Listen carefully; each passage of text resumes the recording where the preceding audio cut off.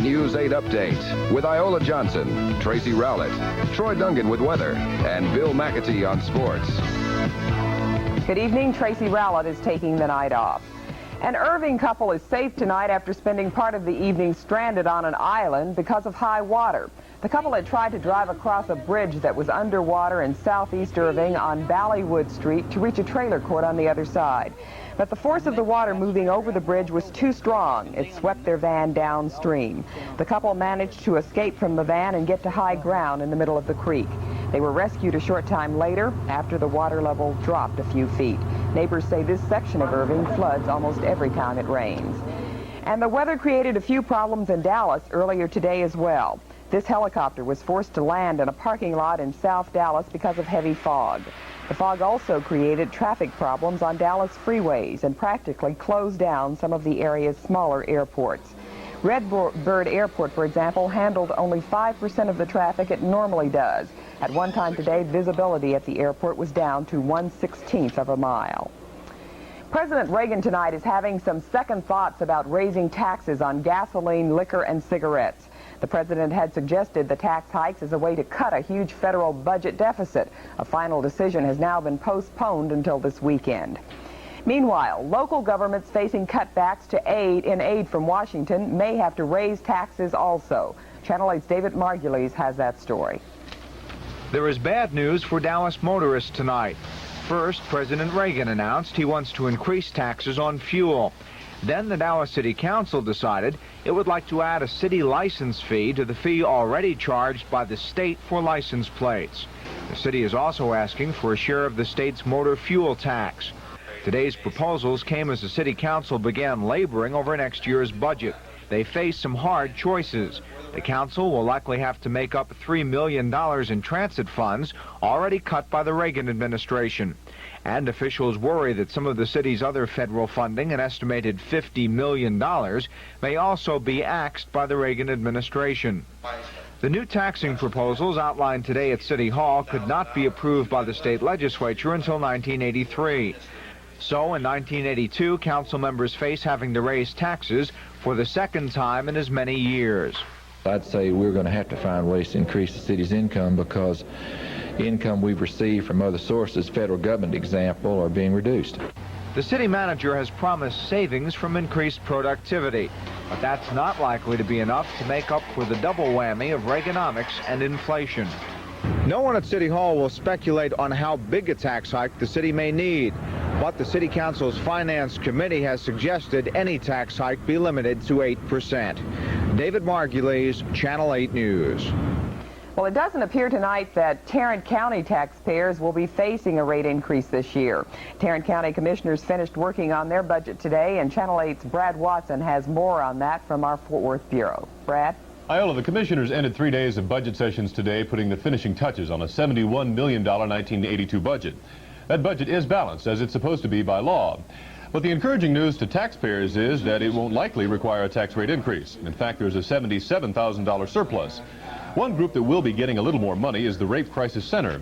The center had asked for $12,000. The court only wanted to fund $3,000 Tuesday, but yielded today, coughing up another $3,000 for a total of $6,000, but not $12,000. The court just really could not see its way clear to put that much money into that one area. During the course of the year, if the Rape Crisis Center gets in trouble, I'm sure they'll be back, and the court would address that problem at that time. Karen Perkins of the Women's Center, which sponsors Rape Crisis, says the money is desperately needed because the county is in the midst of a rape epidemic. Now they'll have to look for that cash elsewhere. We're going to do everything we can to see that we do not have to close down services. We will need an additional $6,000 now to get just our bare bones budget. As I told you earlier, that is we always know we'll have to raise extra money above what we're asking the city and the county for. We will look for that from people in the community. Although private sources will have to be tapped, Mrs. Perkins says local governments will still be asked for money. Part of the reason being that rape crisis units around the country were first started with federal money. That's now dwindling. Iola? Thank you, Brad. In Washington, investigators tonight are reviewing the cockpit voice recorder for clues to the cause of that fatal Air Florida crash. Officials say the cockpit tape makes no reference to ice buildup on the wings or to any unusual engine noises. The recorder was recovered from the Potomac River bottom Wednesday. Meanwhile, divers today pulled 6 more bodies from the river. Only 1 victim, an infant, is still missing. Officials say all but one of the 73 victims recovered died from the impact of the crash. And in Houston tonight, 11 Polish defectors have asked for political asylum in this country. 7 of them jumped ship at the Port of Houston last night and met with immigration officials late today. All were granted work permits pending a ruling on asylum status. 5 sailors and 2 women fled a Polish freighter last night and were given sanctuary in a Polish restaurant. The group, which included 4 others who fled last month when martial law was declared in their country, face famine or near famine conditions and repression of freedom if they return.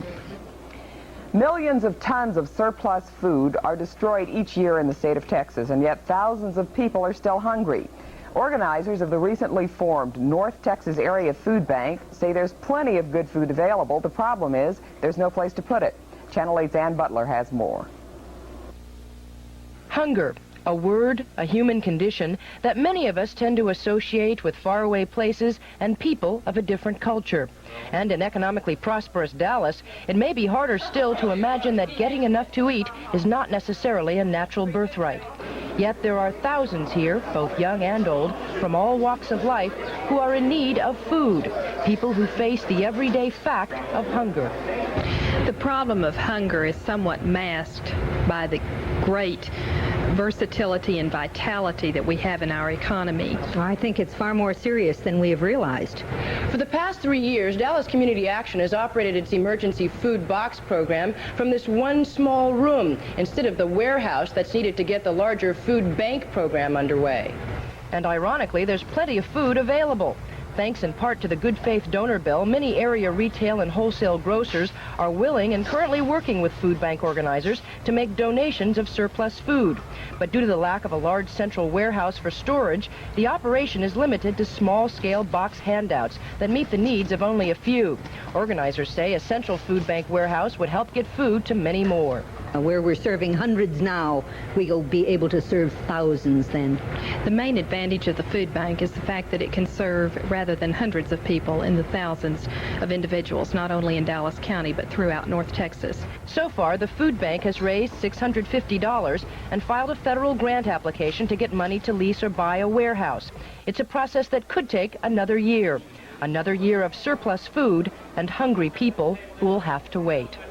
Ann Butler, Channel 8 News. Still to come, Congressman Gymnastics wants another probe into the drowning of a Dallas Marine. And another major gymnastics competition is headed for Fort Worth. We'll be right back. Another investigation is being sought tonight into the drowning of a Dallas Marine.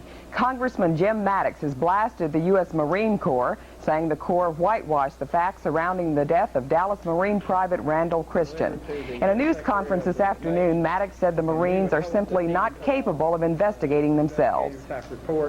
And it's obvious that they have not reviewed the facts in an objective fashion, and they in effect have attempted to extricate themselves from an unreasonable situation. Congressman Maddox and Private Christian's father are calling on the Secretary of the Navy to launch an investigation into the Marine private's death. And the congressman says he's prepared to take the case all the way to the president if necessary. Private Christian drowned last August during a water survival drill at the Marine Depot in San Diego.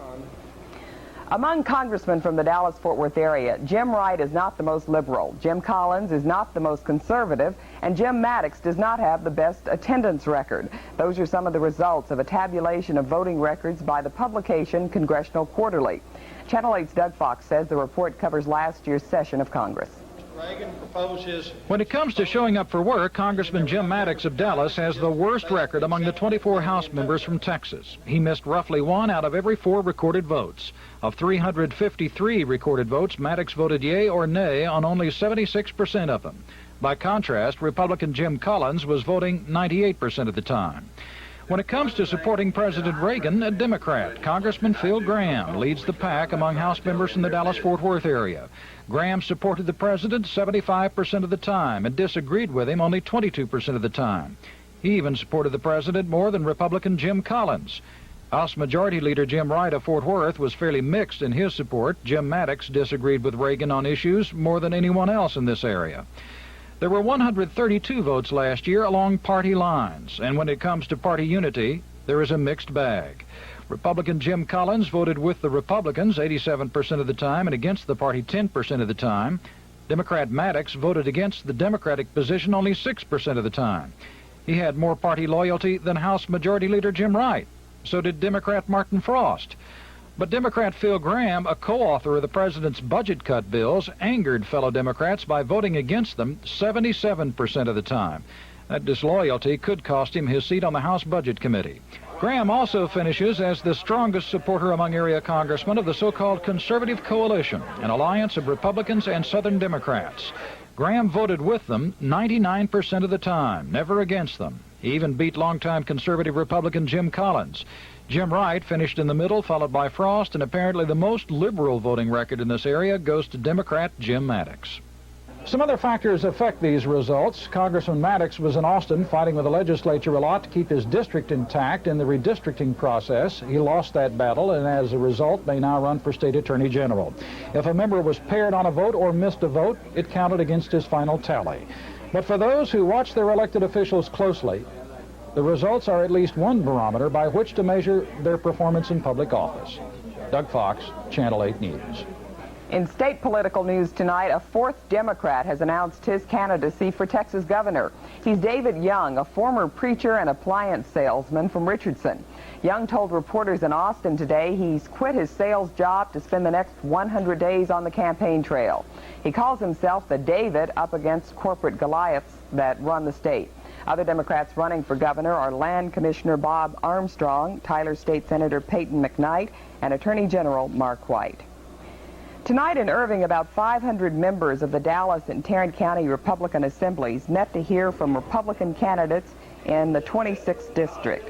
Former Fort Worth City Councilman and Mayor Pro Tem Jim Bradshaw is one of the candidates. His opponent is Mansfield Mayor Pro Tem and former Democrat Morris Sheets. Both men told the crowd they favor President Reagan's foreign and domestic policies. Candidate Sheets says he's had to work hard, especially to overcome the recognition of his well-known opponent Bradshaw. And Sheets is convinced that the fact he was once a Democrat won't hurt him. The reason why it will not is I was a conservative Democrat. I could no longer stand behind the 1980 Democrat platform. Jim Bradshaw, meanwhile, says he doesn't plan to emphasize that Sheets was once a Democrat. We're running this race on a positive note, and we're going to talk about the attributes that Jim Bradshaw has, his qualifications, his longtime Republican ties. Tonight's appearance of the two candidates was their first meeting as opponents. Sheets and Bradshaw will be meeting in the primaries this coming spring. And if Tracy was here, he'd probably ask you what you were running for. I'm just running. You'd say running from the weather, probably. It's been awful out there tonight. Yeah, there's all kinds of things going on here. We've got a little fog, a little thunderstorm activity, a little wind damage. It's going to get cold tomorrow night, but that's tomorrow night. We'll come back and try to put all this together in just a moment. Well, here's the way the weather looks tonight from the satellite photograph we saw at 6 o'clock. Most of the state still under cloudiness from this upper air system, the jet stream coming up from the southwest with its strong upper air flow. But we do see a break in the clouds here in the western part of Texas here, and let's run a sequence of pictures between 6 and 10 o'clock tonight and see that break in the clouds continues to move toward the east. Very slowly, but here it comes. See a little bit more clears on each pass of the camera here, but we still do have heavy cloudiness in our part of the state. All right, here are the ingredients. We have an upper air flow that's very strong, instability, dragging cloudiness and moisture from the Pacific over us.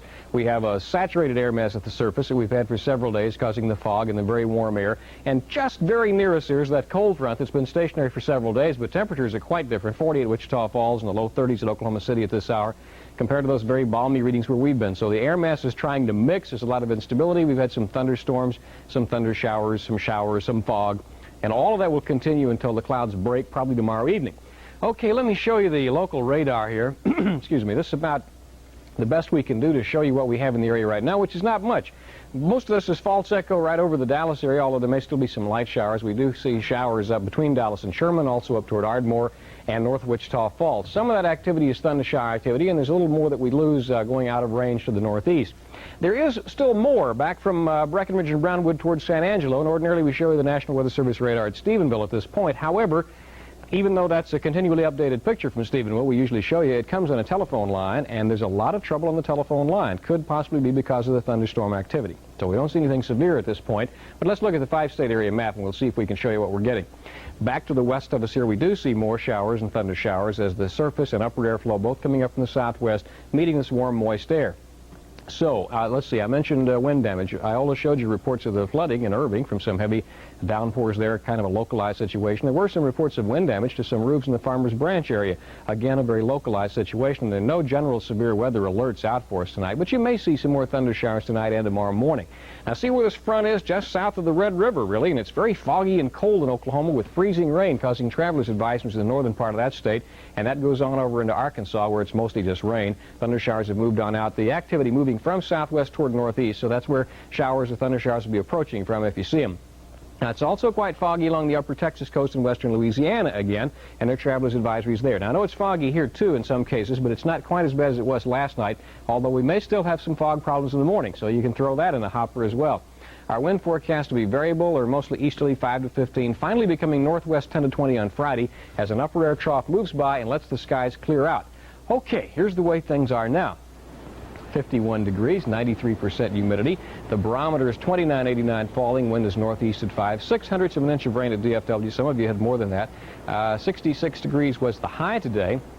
55 was the low last night, both above normal. Here are the normals for today, 56 and 34.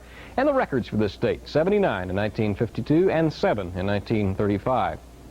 Air quality today is going to show moderate in Dallas, just barely into the moderate range, and good in Fort Worth. Carbon monoxide in Dallas, particulate in Fort Worth. The pollen today is down, 364 grains per cubic meter, all fungus. Now here's a look at tomorrow and what we expect. The snow, which is, by the way, is a winter storm warning for the mountains of New Mexico, that'll kick on off toward the north, and there will be some snow across the eastern slopes of the Rockies all the way out into Wisconsin tomorrow, going north of us. First front coming by, taking the showers with it tomorrow afternoon, and then Arctic air will begin to come into the area tomorrow night, and that'll give us a colder weekend. So here's what it looks like on the forecast now. For tonight, cloudy with some fog, some showers, possibly some more thunder showers from time to time, low 47 overnight. Tomorrow, showers at least through about half the day, then decreasing cloudiness by tomorrow afternoon, 65 for high, but 28 tomorrow night as the Arctic air arrives. No precipitation this weekend, but cold, variable cloudiness, 40s daytime, around 20-24 at night.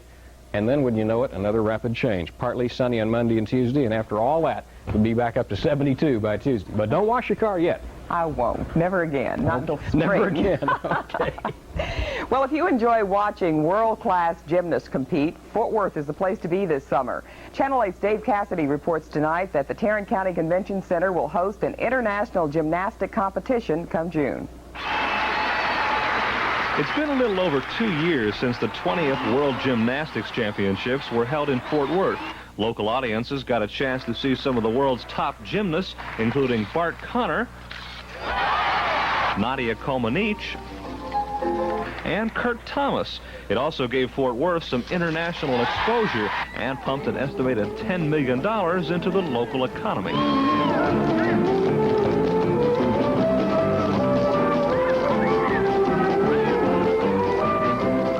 And now it looks like there'll be a chance for some more flag waving this summer. The second annual U.S. Gymnastics Federation International Invitational will be held in Fort Worth in June. The competition was first held when America boycotted the Moscow Olympics. Now it's been decided the event should continue.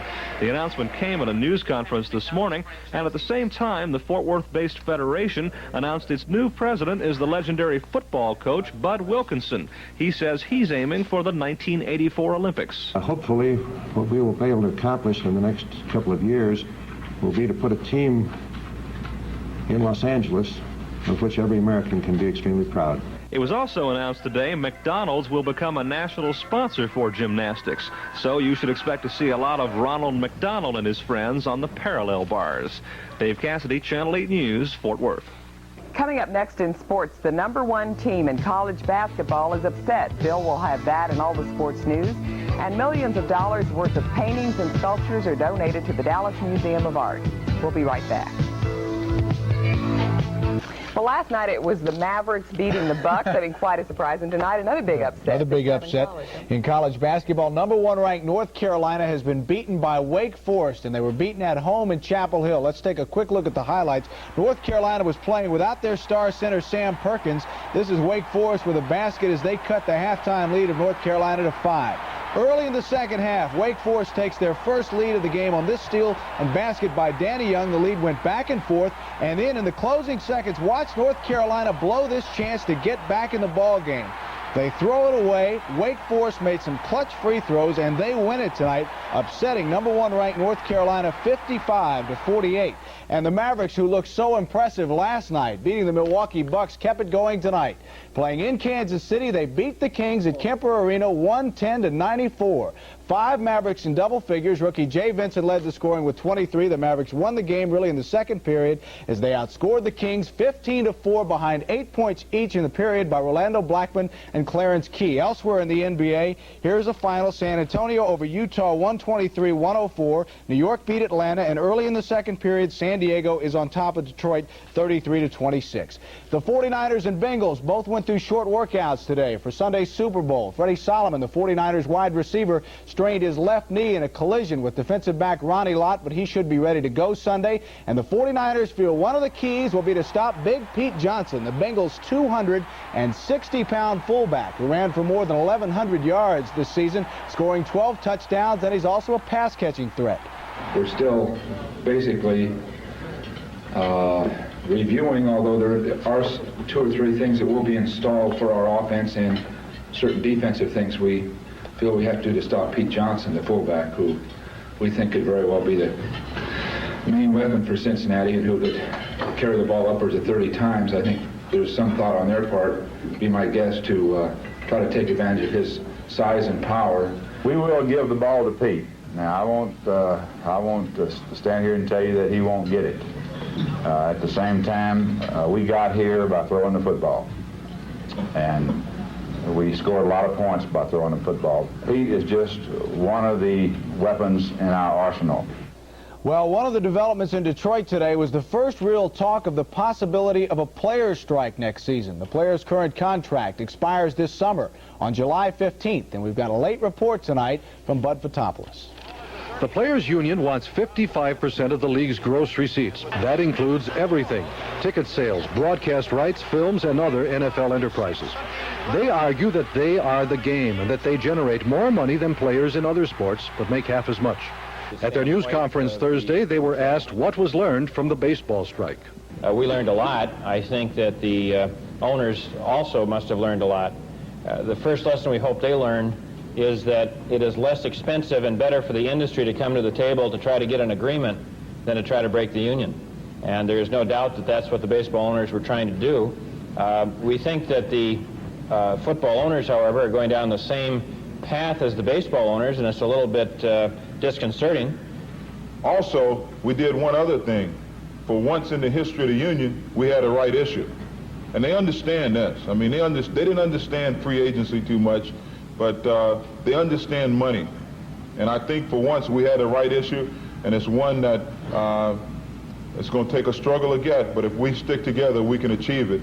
Under the plan, first-year players would earn $60,000. A 14-year veteran would make $500,000. Established stars with big money contracts would continue to pull down their big salaries, but would get a cost of living increase every year. This is Bud Fotopoulos reporting from Detroit. Well, SMU is ranked number 4 in the nation in swimming, and they had a showdown tonight with the University of Florida, ranked number 3, both schools trying to get ready for the NCAAs in March. This is the 100-meter freestyle coming up. You will see SMU's world record holder Steve Lundquist, who is one of the best in the world in freestyle, although his world record is in the breaststroke. He won the freestyle at a time of 45.9. That's close to NCAA qualifying. SMU went on to dominate the meet over Florida, 78-35. Apparently all the lessons in the baseball strike last summer weren't learned by everyone. I hope that doesn't happen. Apparently not. Okay. Okay. Thank you. Well, the Dallas Museum of Fine Arts tonight has just received a huge gift of some 38 paintings and sculptures. Included in the gift is this landscape by Impressionist Claude Monet. Several of the 38 pieces are already on display in the museum since they've been on loan for a long time. The gift is from the Meadows Foundation and was part of the collection of Betty Meadows and the late Alger Meadows. Museum officials won't be specific, but they say the art is worth several $1 million, and that a dozen or so of the pieces are of world-class quality. A large selection from the Meadows gift will go on display March 9th. Nice gift. That's our news for tonight. Thanks for watching. We'll see you again tomorrow. Good night.